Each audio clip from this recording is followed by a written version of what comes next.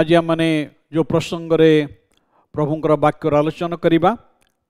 आज ध्यान निमंते आमने प्रभुंक वाक्य जिशाया तार 41 अध्याय 10 पद पाठ करिबा। से स्थान रे प्रभुंक वाक्य बाइबल प्रकार लिखा जाए, तुम्बे भय कर नाही कारण आम्भे तुम संगरे अच्छु, निराश हुओ नहीं कारण आम्भे तुमर परमेश्वर, आम्भे तुमको सबल करिबा, हाँ आम्भे तुमर साहाय्य करिबा, हाँ आम्भे अपना धर्म स्वरूप दक्षिण हस्तरे तुम्बको धर रखिबा।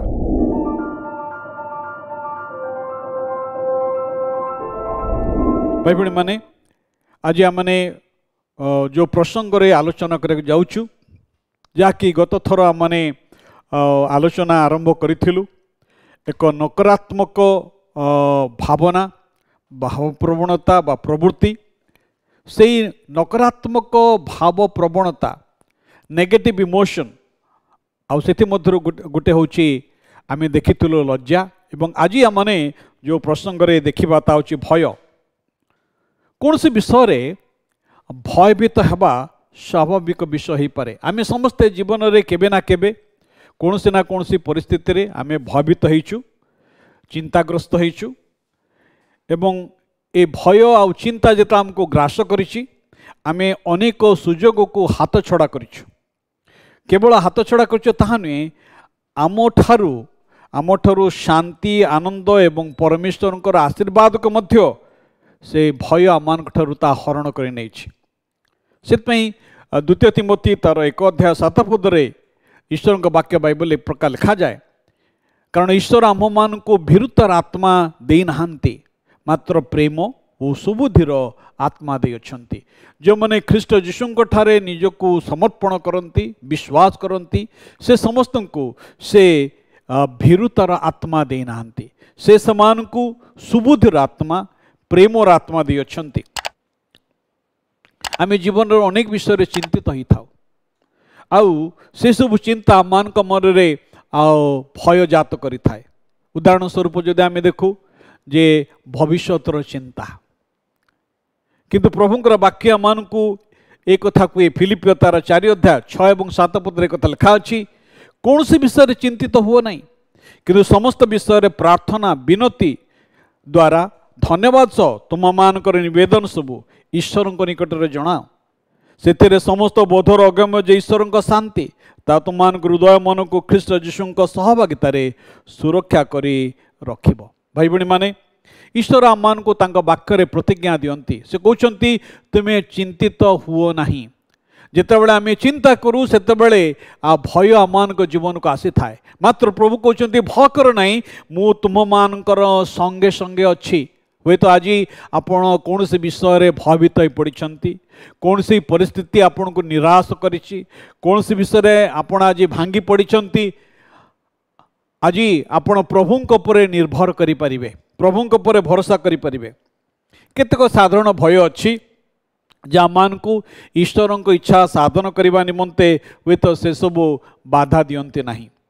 हुए तो काका जीवन रे मृत्युर भय अच्छी, दारिद्रतार भय अच्छी, असुस्थतार भय अच्छी, समालोचनार भय अच्छी, मात्र केतेक भय अच्छी जे आमे निजे आम भितरे आमे गठन करिथाउ, जहाँकि संदेहरु उत्पन्न होई थाए। जेतेबेला माने परमेश्वरंकर उपरे निर्भर न करी, परमेश्वरंकर वाक्य उपरे निर्भर न करी, जेतेबेला आमे परमेश्वरंको आमे संदेह करू, तांकर वाक्य को संदेह करू, आउ से समय संदेहरु भय उत्पन्न होई थाए। भयर अनेक मूल कारण सब रही। जेतेबेले आमे भयग्रस्त होई थाउ, आमे कौन होई थाउ ना आमे आत्म संदेह मध्य पड़ जाई थाउ, सेल्फ डाउट, एवं आमान के भितर गोटे हीनमान्यता, पुअर सेल्फ इमेज आमाने गठन करि थाउ, आउ आम भितर से विफलतार भय आसी थाए। एवं भयर आउ एक कारण होची दोषी मनोभाव, गिल्ट। अनेक समाने निष्पत्ति नहीं सारी थांती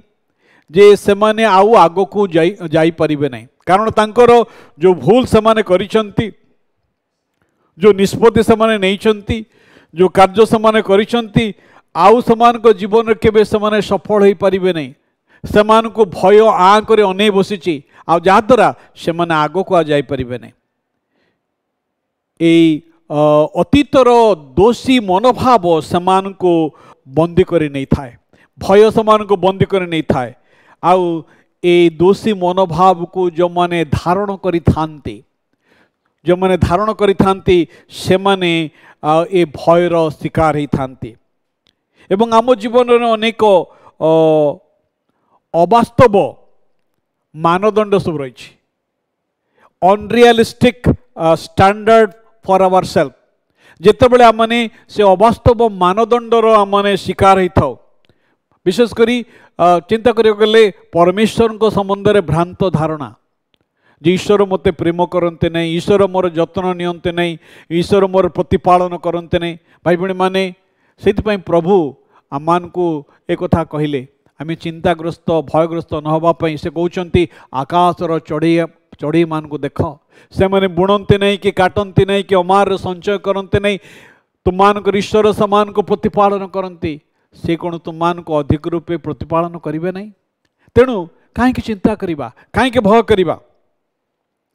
आ भयर उत्स को आपण किपरि संभाळिबे आपण जीवन जिते भय आसुची आपण किपरि भय को हैंडल करेंगे प्रथम कथा ताकू चिन्हतु से भयर उत्स कौन चिन्हतु एवं ख्रीष्ट जीशु को ग्रहण करंतु हितोपदेश तार 1 अध्याय 33 पद लिखा अछि मात्र जो लोक मोर कथा शुणे से निरापद बास करिवो ओ अमंगलर अशंका बिना विश्राम पाइब जो मैंने प्रभु जीशु को निज जीवन में ग्रहण करती समान को जीवन में भय समान को किसी करें भय को जीशु नाम धमक दिंतु ता छाड़ी आपण को पलि एवं आपणकर ध्यान को कौन सी परिस्थिति रे रखंतु नहीं भयर परिस्थिति रखंतु नहीं मात्र ईश्वरंकर विश्वस्तता प्रति रखंतु ईश्वरंकर उत्तमता प्रति आपणकर ध्यान को रखंतु आउ से समस्त समस्या को संभाली नेबे आपण मनरू समस्त भय से दूर करेंगे आपण कौन से भयमुक्त जीवन पाइबा पई चाहते कि प्रभु कहते भय कर नहीं मु तुमकर संगे संगे अच्छी प्रभु आम समस्त को आशीर्वाद करंतु।